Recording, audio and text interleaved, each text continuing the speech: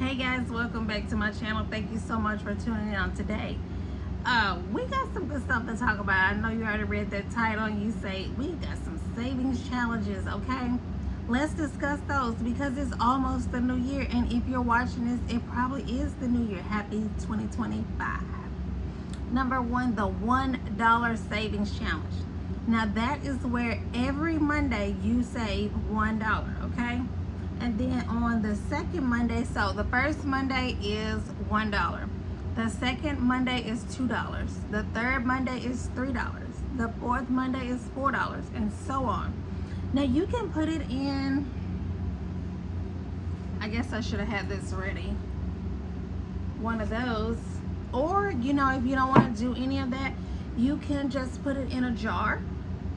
Or you can do the envelopes. You can go to $1.25 Tree Store and buy the envelopes and do that. Okay? That is one option. Number two, the change jar challenge. So every time you get some loose change from the store or cash back change, put it in there. Y'all, I can't really find it. I should have been more prepared. But I have about $20 in change that's just maybe a little bit more, but my point is that it's just random change. Like, it wasn't intentional. So I know if I was intentional, it would be way more than that. But my point is that it adds up. No spin Tuesday. Woo. That means you better be paying attention, because on Monday you are going to be buying up everything that you need, and you're going to be really focused. But if you make it till lunch, that's good. If you make it till 3 o'clock, that's good. If you make it a whole 24 hours, stupendous. Just do something, okay? Meal prep, yes. Now, I'm not going to say that meal prep is just going to save you buku money, because it's not, okay? But it will save your health, because let me give you an example. If I go to McDonald's, who else?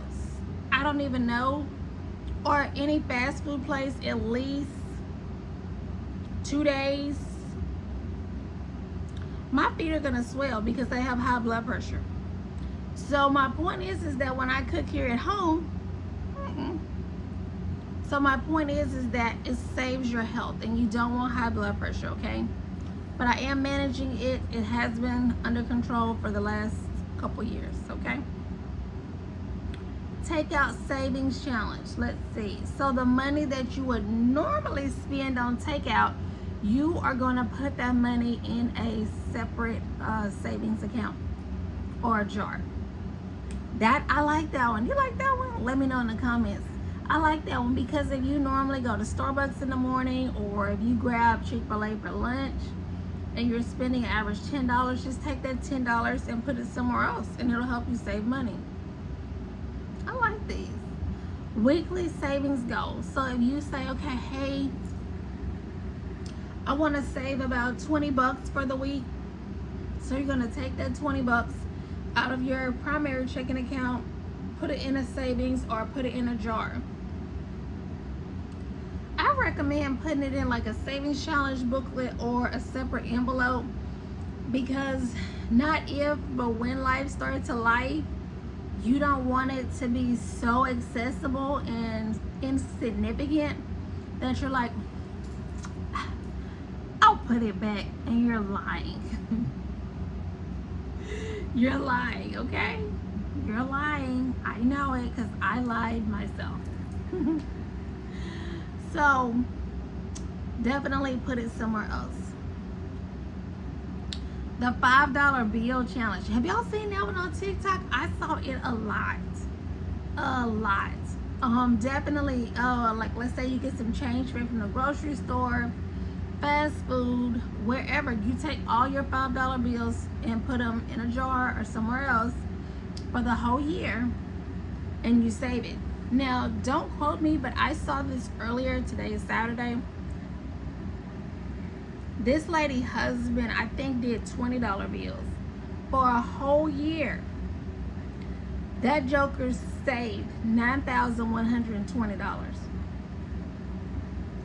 But the caveat to that one was they had a glass jar, so they couldn't dip in it. The only way you could dip in it was if you broke it. So that one was really, really good. Okay, I liked it, that one. Digital savings is where you round your purchases up. Many moons ago, probably decades, Wells Fargo had round up the change. And so I did end up, I think, with about $15, $16 every month. So it does, you know, and if you do that times 12, that's over $100, close to 200. So that one is definitely good. But that's if you're tracking your money and you're rounding it up. And that's definitely what we want to do, because we do want to have some sort of buffer in our account, because we don't want to be in the overdraft, and we don't want it to be red, and we don't want to have to pay those fees. Skip the treat.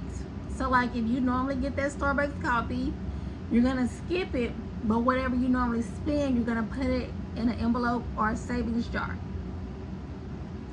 And then at the end of the week or the end of the month, you're going to come back and do a month in review. That's where you're going to check over your bank account. You're going to either pull it up online, wait for the statement to come, and you're going to review everything and see if what you have saved and wrote down coincides with what you have on your bank statement.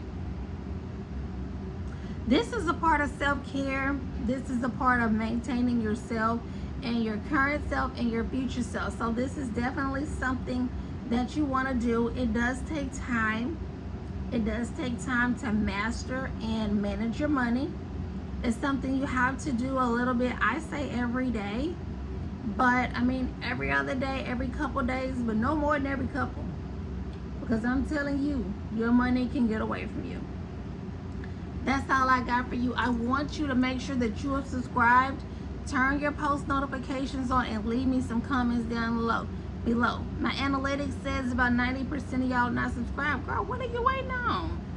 Hit the subscribe button and become part of the family. I'll see y'all again on next Monday, Wednesday, or Friday at 6:30. Bye.